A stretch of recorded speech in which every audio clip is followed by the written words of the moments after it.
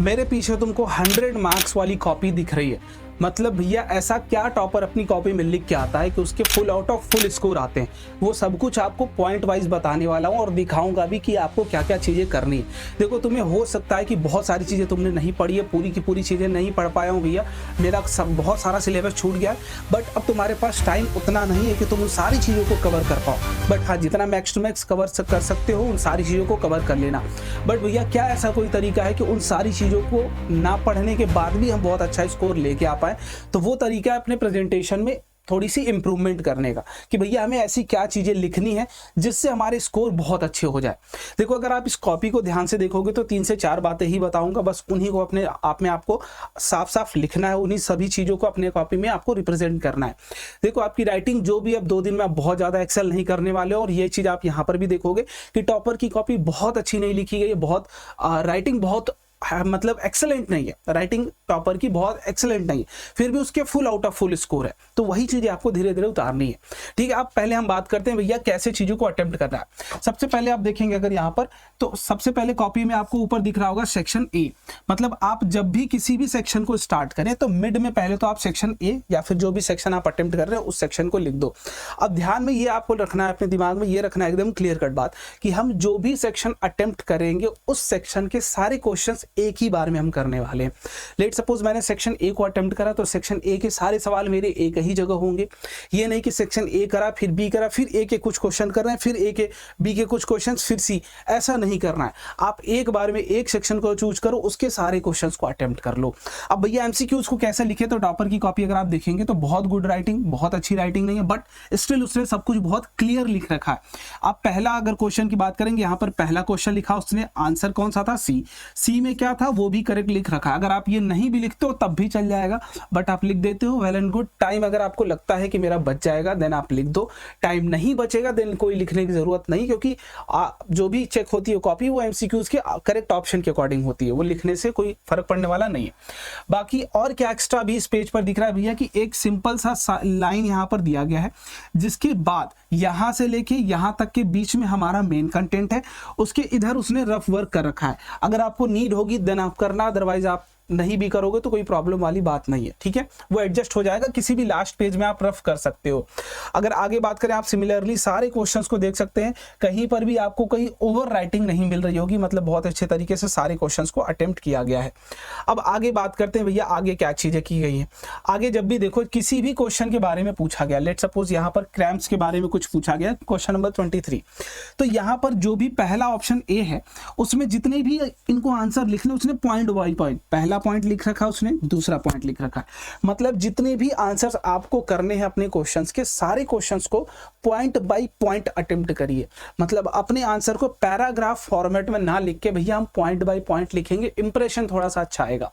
तो first thing section एक बार में अटेम्प्ट करना है। सेकेंड थिंग कि भैया हमको पूरे के पूरे आंसर को पैराग्राफ फॉर्मेट में नहीं, हमको पॉइंट बाय पॉइंट लिखने की कोशिश करना है। ये दो चीजें अभी तक आपको समझ में आ गई होंगी। आगे और बातें करते हैं, आगे जैसे जैसे आप आगे जाओगे। अब थोड़ी सी बात करते हैं भैया न्यूमेरिकल्स के लिए।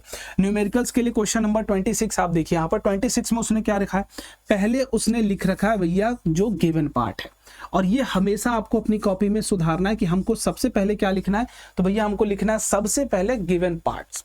फिर उसके बाद उसने यहां पर नीचे लिख रखा है क्या भैया, जो फॉर्मूला यूज हुआ होगा, उसने यहां लिख रखा है फॉर्मूला, देन आपको फॉर्मूला लिखना है।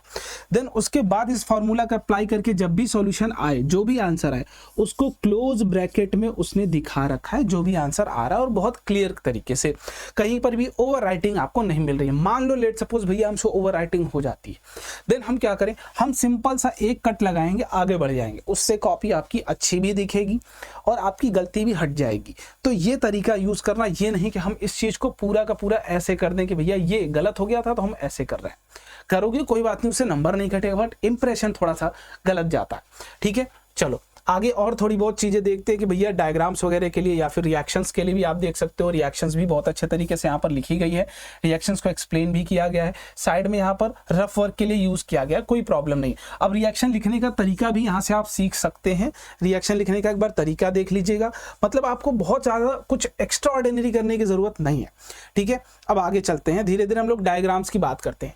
भैया डायग्राम्स को आप यहाँ पर देख रहे होगे तो डायग्राम्स में यूज किया गया है क्या भैया, पेंसिल का यूज किया गया है।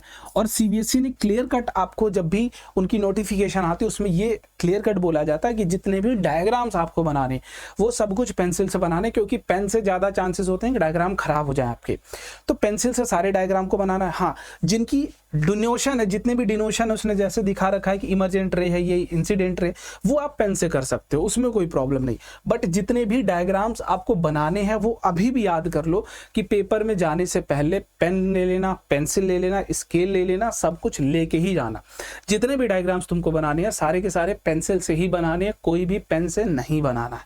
क्लियर है बात? चलिए अब आगे बात करते हैं। और जितनी भी चीजें आप शो कर सकते हो उतनी सारी डिटेलिंग्स आप इसमें कर सकते हैं। आगे देखिए उसने सोलेनॉइड भी यहाँ बना रखा है, सब कुछ पेंसिल से बना रखा है, पूरी की पूरी डिटेलिंग उसने बहुत अच्छे तरीके से कर रही है।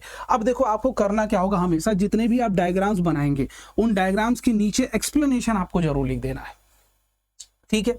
चलिए, और जितने भी इंपॉर्टेंट वर्ड्स आपको यहाँ पर लग रहे हैं कि भैया ये इंपॉर्टेंट चीजें हैं, ये थोड़ी सी हाईलाइट वर्ड्स हैं हमारे लिए, वो पूरे के पूरे वर्ड्स को आपको हाईलाइट भी करते हुए चलना है, due to an electric current, क्योंकि ये थोड़ा सा इंपैक्ट ज्यादा क्रिएट करते हैं। भले आप देखो हो सकता है कि आप मीडियोकर स्टूडेंट हो, बट आप थोड़ी सी अपनी स्किल्स में अपग्रेडेशन करके एक एवरेज स्टूडेंट से ऊपर दिख सकते हो, ठीक है। कहने का मतलब ये है कि भले तुम्हें नहीं पता हो कि मुझे नहीं आता है, हो सकता है तुम्हें नहीं आता हो। एक एग्जांपल ले लेते हैं एक बच्चे का, कि मान लो किसी बच्चे से मैं पूछ रहा हूं और वो बहुत ही कॉन्फिडेंट खड़ा है कि भैया मुझे तो आता है, ठीक। जैसे क्लास में कभी बैठो, अगर टीचर बैठा हो, टीचर पढ़ा रहा हो, ठीक, आप बैठे हो, अगर कोई एक बच्चा ऐसा होगा जिसको नहीं भी आ रहा और बहुत कॉन्फिडेंस के साथ वो बैठा है, तो टीचर उससे नहीं पूछता है, क्योंकि उसको पता है, लगता है कि ये बता देगा। तो यही चीजें आपको अपने अंदर लेके आनी कि यहाँ भले आपको नहीं आता बट कॉपी में वो चीजें रिप्रेजेंट करनी जिससे टीचर को ये लगे कि हाँ इस बच्चे को सारी डिटेलिंग्स आती है, सारी चीजें आती है।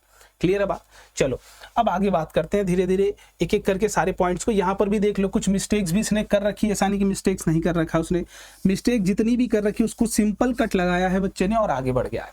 और यही चीज आपको भी करनी है, जितनी भी यहाँ पर कट लगाया है, जितनी भी गलतियां, सबको सिंगल कट के साथ ही लीव करके वो आगे जा चुका है, और यही आपको भी अपनी कॉपी में करके आना है, ठीक है। और यही बेसिक चीजें हैं। इसके बाद जितने भी डायग्राम्स आप देख सकते हैं, सारे डायग्राम्स पेंसिल से ही बनाए गए हैं, और ये पूरी की पूरी बातें मैंने आपको बता दी। अब देखो यहाँ पर जितने भी न्यूमेरिकल्स हैं सब में आपको प्रॉपर पहले फॉर्मूला और जितने भी आंसर दिख रहे होंगे सबको उसने बॉक्स में लिख रखा है, और एट द एंड टीचर हर एक चीज की स्टेप मार्किंग करता है। फॉर्मूला आपने लिखा, हाफ मार्क्स, करेक्ट आ गया 1 मार्क्स, जितनी भी चीजें इस तरीके से मार्किंग स्कीम होती है आपकी, ठीक है। और यही है आपके प्रॉपर हर चीज के पूरे टॉपर की कॉपी की डायग्राम इस तरीके से लिखना है। तो सबसे पहली चीज, पूरे सेक्शन के सारे क्वेश्चंस एक बार में अटेम्प्ट करने हैं। दूसरी चीज, पैराग्राफ फॉर्मेट में आंसर्स को नहीं लिखना है भैया, पॉइंट बाय पॉइंट लिखना है। तीसरी चीज, जितने भी डायग्राम्स बनाने हैं सारे पेंसिल से बनाने हैं, कोई भी पेन का यूज नहीं करना है। फोर्थ कि भैया हम जितने भी न्यूमेरिकल सॉल्व करेंगे सब में गिवन लिखेंगे, फॉर्मूला लिखेंगे, फिर जो भी आंसर आएगा उसको एक ब्रैकेट में डाल देंगे। क्लियर है बात? और फिफ्थ एंड लास्ट कि जितने भी इंपॉर्टेंट कीवर्ड्स हमको मिल रहे होंगे कि ये चीज इंपॉर्टेंट है, उस पे हम हाईलाइट करते हुए चलेंगे। बस ये 5 मेजर पॉइंट्स हैं जिनको अगर तुम अपने प्रेजेंटेशन की कॉपी में, अपनी कॉपी में अगर तुम लिख देते हो, प्रेजेंट कर देते हो, तो तुम्हारे मार्क्स नो डाउट, अगर 60 आ रहे होंगे पहले, तो वो नो डाउट अब 70+ आ रहे होंगे। तो ये गलती तुम्हें कुछ भी नहीं करनी इन 5 में से। इन 5 चीजों को बहुत अच्छे तरीके से अपनी कॉपी में लिख के आना। मिलते हैं अगले वीडियो में, बाय बाय, जय हिंद।